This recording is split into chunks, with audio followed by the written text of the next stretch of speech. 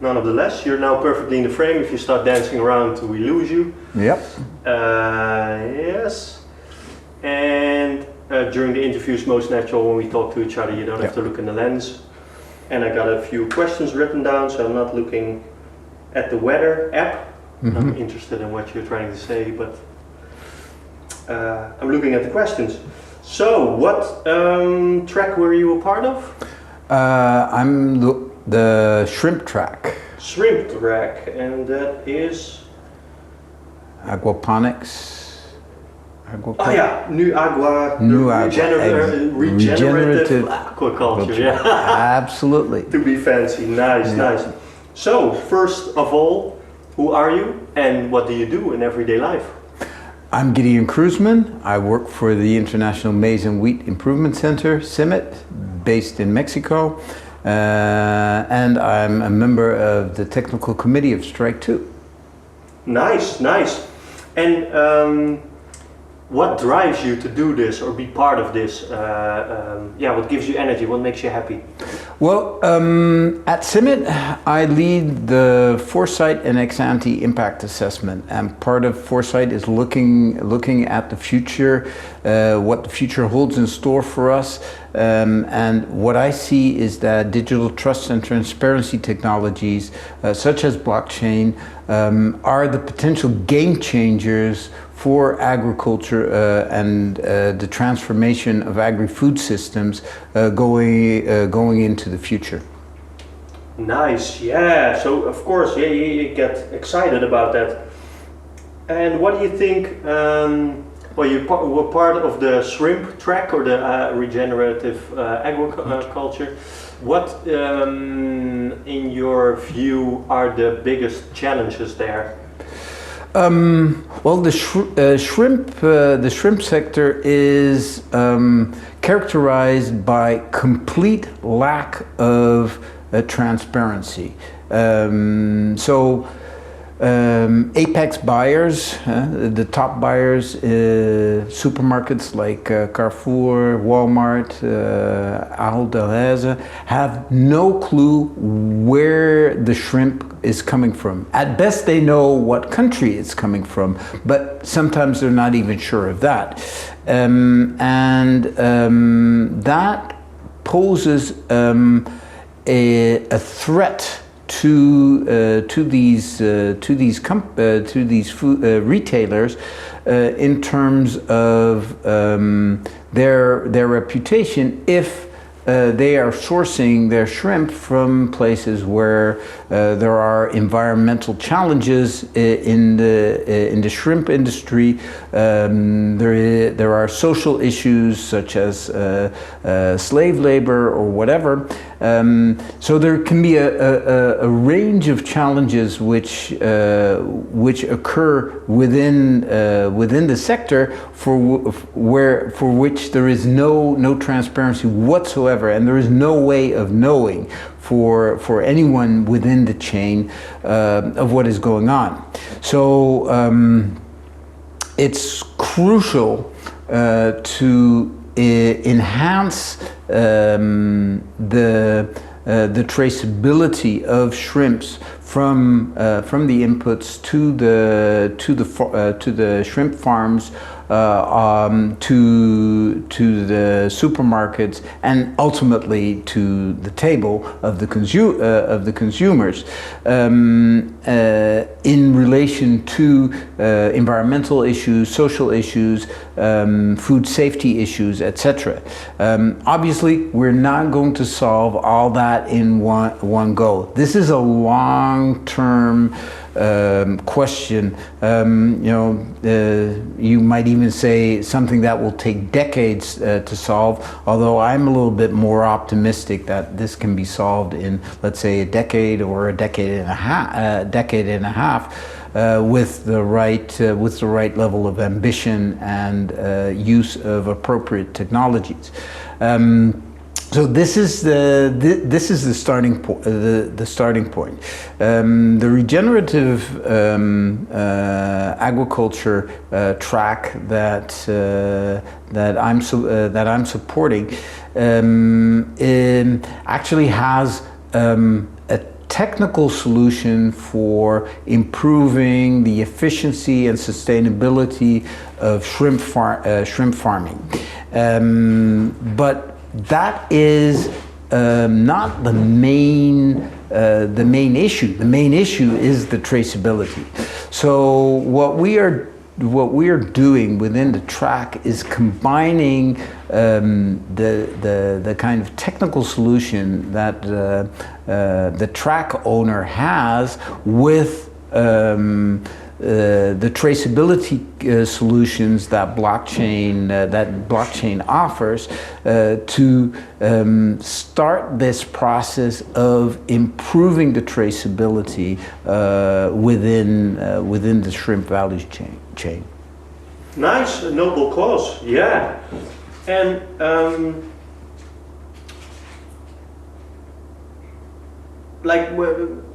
what will happen if we do nothing about this transparency? What will be the consequences of that? Well, the consequences will be. It's not going to change the situation in a negative way for the system itself, because anything that is negative is already occurring in the industry. But what can happen is that at some point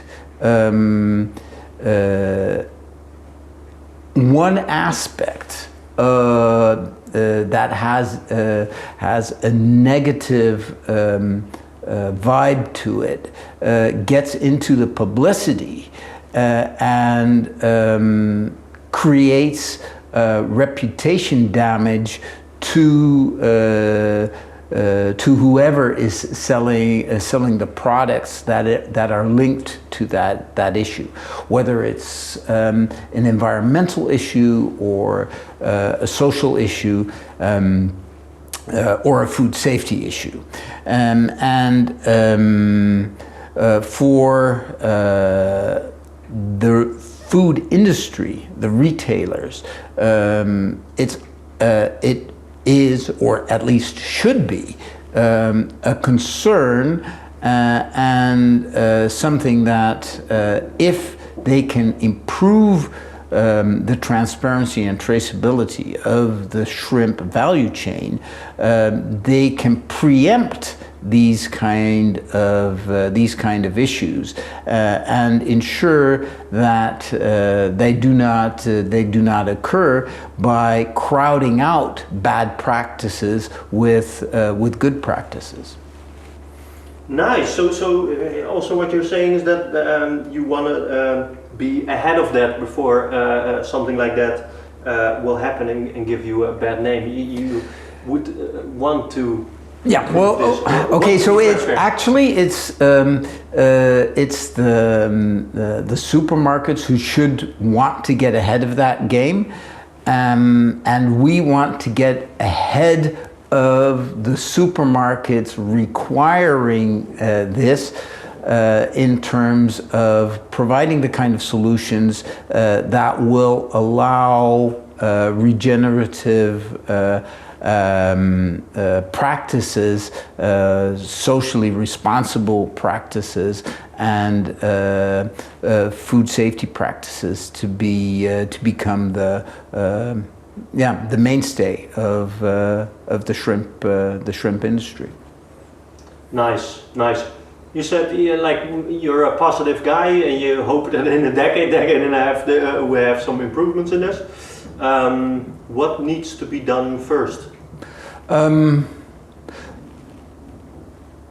The first thing to do is to have a minimum viable product, a system where you have good practices linked to a digital ledger, that's immutable, uncensorable, distributed, which is verifiable, where there are good anchors between the physical world and the digital twin, in order to showcase what is possible, and in that way start the movement towards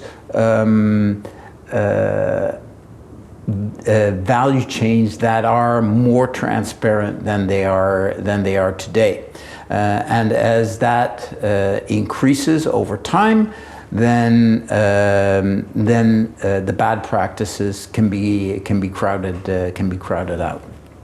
Nice, yeah. Very nice. In this whole, like in the food system and also with technology and also in part of this StrikeTwo summit, is there something that I might have not asked you that you think, okay, this is a really important takeaway